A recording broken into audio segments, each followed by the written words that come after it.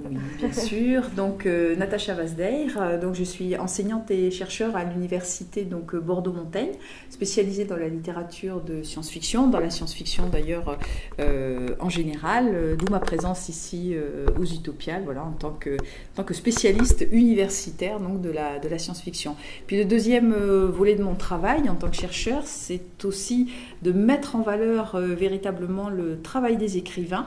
Et dans ce cadre-là, je travaille sur Régis Messac, donc, qui est un auteur qui a disparu en 1945, qui a été déporté, et également Michel Jury, qui lui est encore bien vivant et qui est un des plus grands auteurs français de science-fiction. Dans votre travail, vous vous intéressez donc plus particulièrement à la science-fiction. Pourquoi ce choix de la science-fiction Alors, au départ, je vais être très franche avec vous, quand j'ai commencé les travaux de recherche, et notamment mon directeur de thèse m'avait proposé de travailler sur François Mauriac, donc habitant Bordeaux, étant à l'université de Bordeaux, cela semblait aller de soi, mais je me suis dit, je ne me voyais pas travailler finalement sur Mauriac, parce que je n'aurais pas apporté grand-chose, et donc je me suis dit, pourquoi ne pas travailler sur la science-fiction, qui est ma passion depuis que je suis petite, parce que je suis une lectrice de science-fiction depuis que j'ai 9 ans. Et du coup, j'ai dit, voilà, je vais servir ma passion à travers justement ma recherche. Donc voilà pourquoi la science-fiction, et notamment la science-fiction française, parce qu'il y avait très peu de travaux à l'université sur la science-fiction française du XXe siècle. Et donc actuellement, nous sommes 2 chercheurs. Il y a mon collègue Simon Bréant, qui a fait paraître, la même année d'ailleurs, nous avons fait paraître tous les deux notre thèse sur la science-fiction française, et qu'il est enseignant, maître de conférence à Paris 4 Sorbonne. Voilà, et du coup nous travaillons quand même beaucoup ensemble pour justement valoriser la science-fiction française. Qu'est-ce que la science-fiction a apporté au monde d'aujourd'hui selon vous ? Alors ça, c'est une très vaste question. Ça va être très difficile de vous répondre en quelques minutes et en quelques phrases. Alors d'abord, la science-fiction, c'est une des littératures de l'imaginaire. C'est-à-dire que les littératures de l'imaginaire, donc que ce soit le fantastique, le merveilleux, la science-fiction, la fantasy, existent depuis très longtemps, parce que le fait de la merveille, alors je dis existe depuis très longtemps parce que par exemple, dès l'Antiquité et dès les premiers écrits ou les premières histoires mythologiques, on commence à s'intéresser par exemple au thème de l'immortalité. C'est dans l'épopée de Gilgamesh, on va retrouver un personnage qui est en quête d'immortalité. Or ça, c'est une thématique de science-fiction. Alors sans faire remonter la science-fiction évidemment à l'Antiquité, je dirais que voilà, la merveille au cours des siècles s'est transformée, et la science-fiction a commencé à émerger au XIXe siècle avec justement la création de la technologie, l'avènement aussi donc de la société industrielle.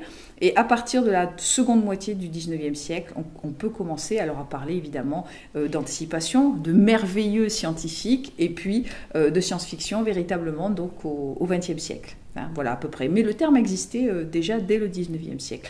Donc qu'est-ce que la science-fiction va apporter ? Je crois que la science-fiction, d'abord, c'est une projection, je dirais, dans un futur plus ou moins lointain.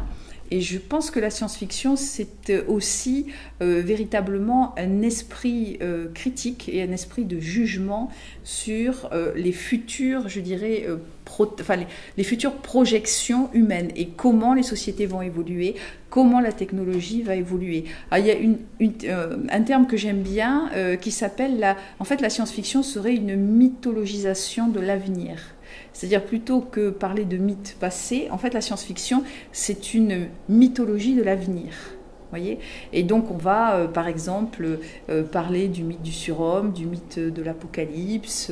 Voilà, c'est-à-dire, derrière le mythe du surhomme, il y a les manipulations génétiques, donc, qui est un sujet extrêmement actuel. Donc, voilà ce qu'apporte la science-fiction, c'est-à-dire une projection véritablement critique de ce que nous sommes et de ce vers quoi nous allons. Alors, il y a du cinéma de science-fiction, il y a de la BD de science-fiction. Qu'est-ce que la littérature, elle a apporté de plus que ces autres médiums par rapport à la science-fiction ? D'abord parce que la littérature existe avant la forme donc, de la BD et du cinéma, mais je crois que ce sont des formes artistiques qui vont totalement se compléter parce que la littérature de science-fiction est une littérature qui est très iconographique, avec beaucoup de descriptions de monde, de personnes, d'extraterrestres, de l'exobiologie par exemple. Et finalement, le cinéma va apporter une énorme complémentarité à cette vision-là. Parce que un robot, quand je pense notamment à Metropolis de Fritz Lang, donc en 1927, un robot, quand vous le voyez évidemment mis en scène, c'est peut-être beaucoup plus parlant pour le spectateur ou voire pour le lecteur, vous voyez, que de l'imaginer dans un ouvrage de littérature. Bon, ça c'est un grand débat, je ne vais pas rentrer là-dedans parce que l'imagination est évidemment fécondée dans la littérature, ça c'est clair, dans l'imaginaire du lecteur.